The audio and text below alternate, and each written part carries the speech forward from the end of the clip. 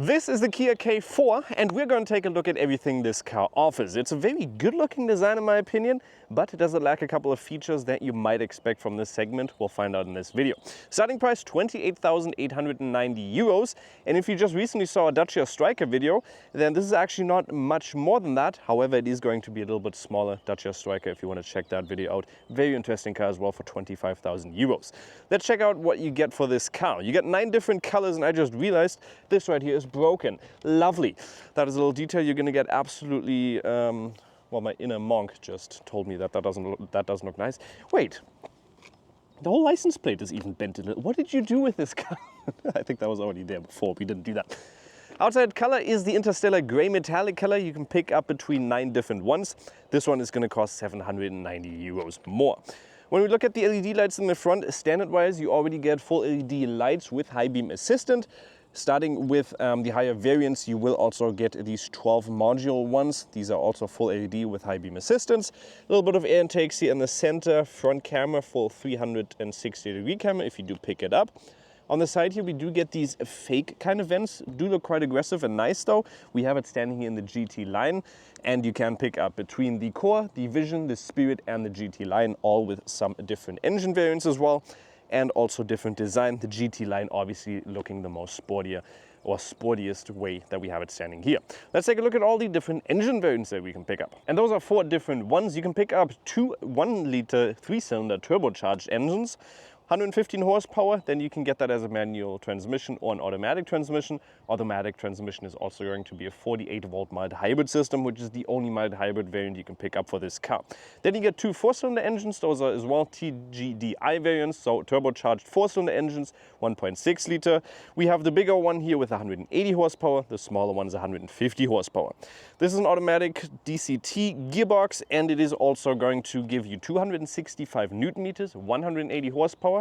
All of the variants are going to be front-wheel drive systems, 0 to 100 in 8.4 seconds with a top speed of 210 kilometers an hour. Dimensions of the car are going to be 4 meters and 44 long, 1 meter and 85 wide without the side mirrors extended, 1 meter and 43 tall, and also 2 meters and 72 centimeters of wheelbase. You can also pick up a longer variant, which is going to cost you around 1,000 euros more, the Kia K4 Sportswagon.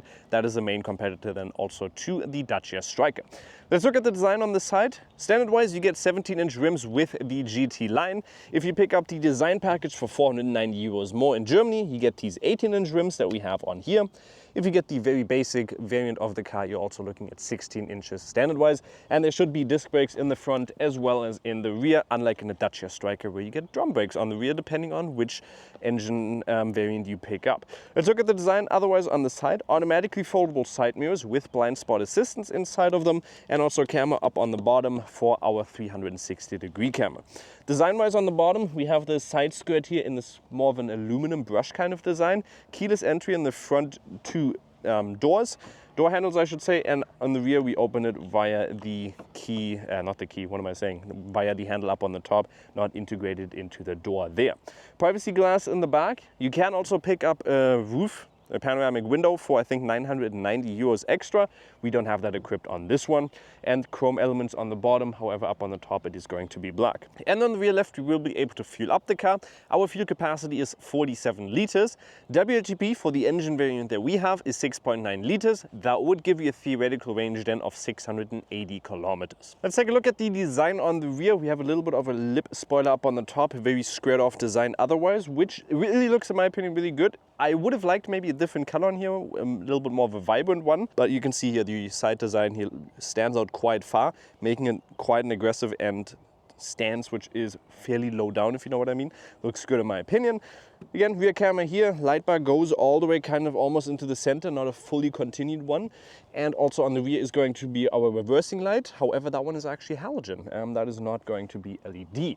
If we open the trunk, which is not going to be electrical, you cannot pick it up anywhere for electric. You can only have it as a manual one. And there's going to be a towing capacity, which we don't have equipped on here currently. The 4-cylinders get 1,410 kilograms. If you get the 3-cylinder, if you get the automatic 3-cylinder, you're looking at 710 kilograms. And if you're looking at the 3-cylinder as a manual transmission, you're looking at 1,010 kilograms with a tongue weight of all of them for 75 kilograms. Let's look at the space here in the rear. where we have 438 liters if we don't have the rear bench flipped over, and up to 1,217. If you get the mild hybrid one, you're looking at 100 liters less on both of those values. You can see rear split is going to be a 40-60 split with a small center tunnel where you can put I don't even know if you're going to be able to put one pair of ski through there. Maybe you will be. On the left, we get a 12 volt, 180 watt with a hook up on the top as well. And on the right, we also get a hook, but there is no light here in that rear aspect. Not even up on the top. A U-clip system here would have been nice. Actually, there is one right there. That is so dark I couldn't even see it. There is going to be a light on the bottom there.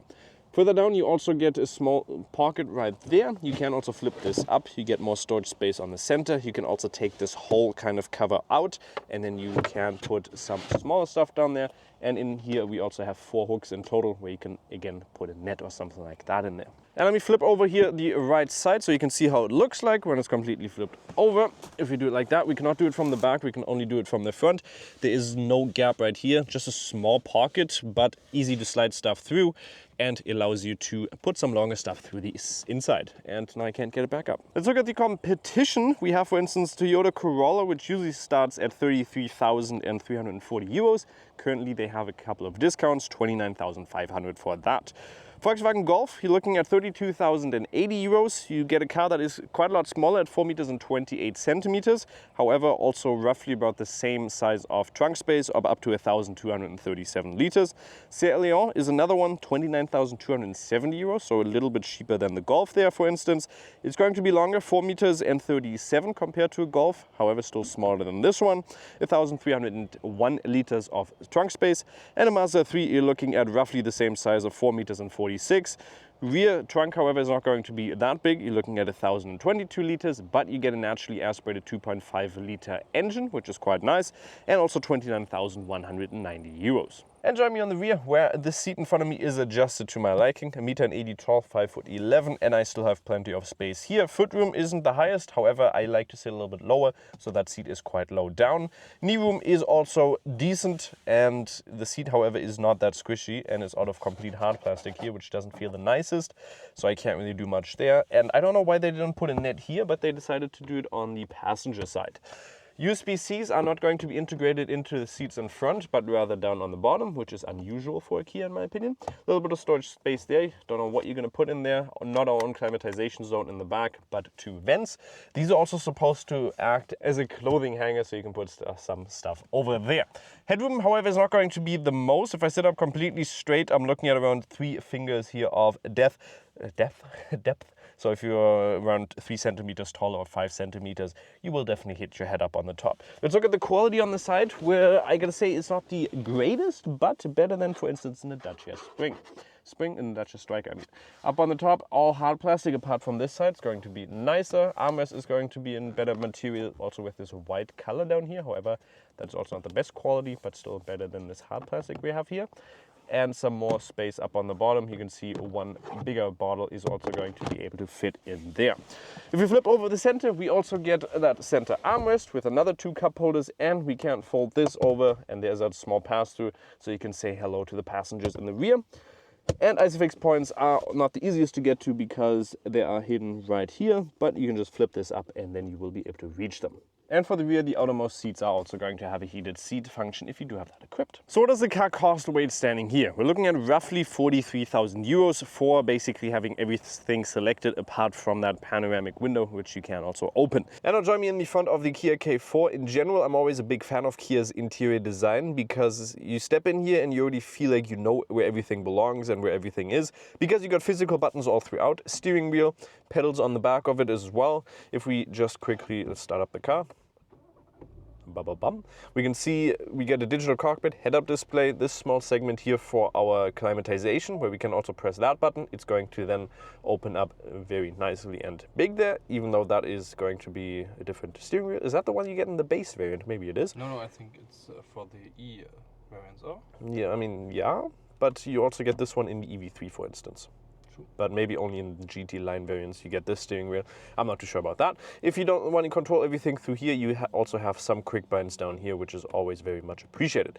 Quick binds as well for some other segments of the car, and I can close that up again. Apple CarPlay, Android Auto is going to be wireless. You can play a couple of games while you're standing here, for instance, but I need to get, or you need to actually subscribe to a Kia Connect app, okay. Steering wheel is going to be adjustable in the height department and also the depth department. I'm going to put it a little bit lower due to the fact that my shoulder is still not the best. 12-volt port on the bottom, 2 USB-Cs, inductive charging space. I've connected my phone via USB-C because my phone always gets quite hot with the inductive charging space. Very big gear selector. If I just be looking at the gear selector, I'd think I'm in a big truck, but I'm in a Kia K4, quite a compact car. Reversing camera, we can see right there, 360-degree camera. We can press on this, and we can also then move it around. Very nicely detailed also the car in here. It looks really much like a just like a blender kind of design that they implemented there. Looks good. Trajectory lines which also move along. And you can also see their rear traffic alert, even though there's nothing on my rear, just in my front. Auto hold, you can also have a quick bind for your camera system right there. Then 2 cup holders on the bottom here, which I just need to open at the same time because it sounds absolutely amazing. And I'm going to destroy your glasses while doing that. There we go. Look at this. Oh! Love that. And a little bit more storage space in the bottom. Like I said, you can get that panoramic window. However, we don't have that selected right in here. And then you'd also have these buttons here filled in a little bit. Let's now start driving the car. For the driver's side, I get memory function for the seats because they are also electrical. I get heated seats, ventilated seats, and also heated steering wheel. Passenger side gets heated seats and ventilated seats. However, the seat in general is going to be not electrical. You are going to have to manually pump it up. Now, once we are driving here a little bit more, well, we're going to hit onto the Autobahn here in a second. Let's look at the surrounding view out the back. It is quite big. C and D pillar, you get separated by a window. The A pillar is just a little bit more on the thicker side, but in my opinion, that has not bothered me at all. When it comes to that warning assistant, which you just heard a second ago, just hold down the volume knob here, and that is going to deactivate it quite quickly. We have also set up this button right here for our favorite button. If I press that, I can go straight into all my assistant features and then turn off some other ones, like the new kind of driver monitor system as well, which is integrated straight above the steering wheel right here. As you can see, that is sometimes going to bother you. Let's go into the different drive modes. You have Eco, Normal, and also Sport. If I head on to Sport, the whole car is just going to be a little bit more responsive to your throttle inputs, and cornering capabilities are actually quite good in this car. It's a front-wheel drive system, so traction, especially when you do kickdowns, is sometimes going to have a little bit of an issue. Front wheels do tend to spin out a little bit quicker. And the Autobahn looks a little bit full right now, but hopefully we can still accelerate. This guy is driving very, very slow though.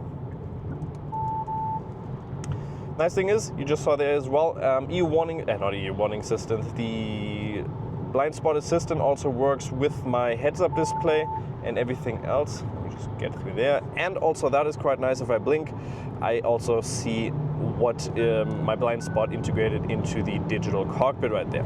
Now this is kickdown right now, going up a hill a little bit, top speed 210 kilometers an hour. Now if you were to choose that 3-cylinder, you'd probably say that that is maybe a little bit, well, not enough power. And here, even going uphill, you can see it takes quite a long time, but I mean, we are already at 180 kilometers an hour. At higher speeds, the engine noise definitely does pick up, but now is also the wind noise, especially here on the left side. Wind noise picks up quite a lot. And the engine goes up to around 6,500 RPMs, and right there is, then it's going to be quite a drowning sound. But here, kick down again. Takes a little bit for it to actually get the power onto the asphalt, and the gearbox sometimes just feels like it takes a second to actually think about, okay, what is my next move now? But yeah, I think that we're not going to get up to top speed, so let's just turn right in here. We also have lanes change assist, stuff like that. We can activate those quite quickly with a simple press of a button. If we just press the button on the top left here, I can activate my assistant features, which is now going to keep the distance to the car in front, the way I've set it up. Adaptive cruise control, lane centralization, lane change assist, quite a lot of assistant features that we do have equipped in here, and I do still kind of want to overtake this guy. Actually, no, it's going to move over to the right in a second. And then we are going to drive 130 kilometers, so we can see the isolation in here. For the adaptive cruise control, it also has hands-on recognition, just like in almost any Kia model, where you just put your hands on here very lightly and it's going to recognize that you are, well, still behind the wheel and actually driving the car. I don't think we're going to get 130 kilometers here because it is quite busy, so I might as well just tell you what we got a second ago. Well, let's see what we get at 120 right now.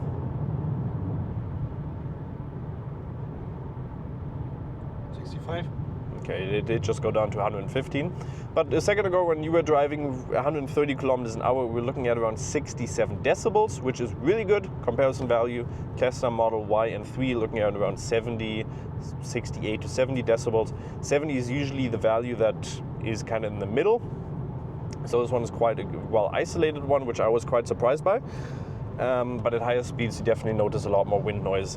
But yeah, at 130 still quite a nice car to drive over longer distances. We also have the Harman Kardon sound system in here, which does do also good job of sounding good. Assistant features, we didn't have any phantom braking or anything like that, only one time when we were driving down to Frankfurt, but that is usual spot where with basically any car that we drive we have the same issue. I think it's just because it's still a fairly new Autobahn that section maybe doesn't have the most accurate GPS data currently. Let's talk about the consumption and let's switch back into the normal mode. WLTP claims 6.9 liters. When we were driving this mainly in the city and Autobahn over the last 2 weeks, we've gotten 8.1 liters, but that also includes some more sportier driving.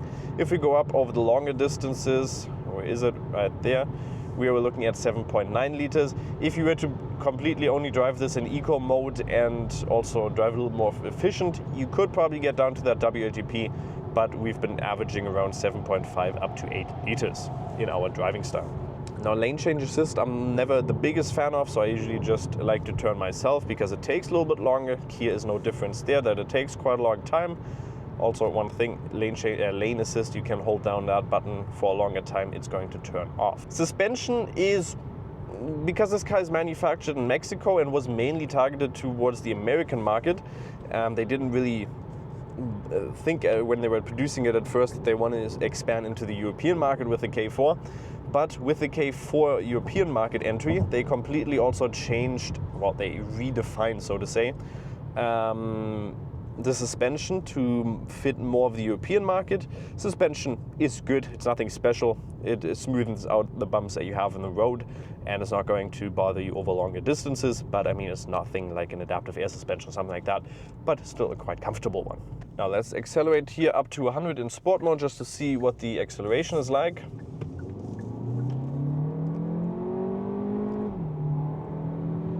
And there's 100, like I said, takes a little bit of time, but 8.4 seconds, definitely not bad. 150 horsepower and 115 horsepower variant ones, like I said, I've not driven, but I think especially the 115 one would not suit this car very well. I think at least 150 is definitely what you need to pick up for this car. So what does the car cost weight standing here? We're looking at roughly 43,000 euros for basically having everything selected apart from that panoramic window, which you can also open. That way, if you compare it to, for instance, like a Golf or in general Volkswagen concern cars, you're looking at a fairly good price point here with a car that has a lot of features in it. A very nice usability in the inside with a lot of physical buttons, always love that. And also Apple CarPlay, Android Auto wireless. Love the design, love that you also have the flexibility of picking up a Sportswagon if you want more utility in the back. Otherwise, design is really good, drives quite nice. Would have maybe liked if the gearbox would have been a little bit faster, but other than that, there's really not much to complain about the complete package that this car offers. What do you think of the Kia K4? Let me know in the comments. Make sure to like, subscribe. We'll see you next time. Bye bye.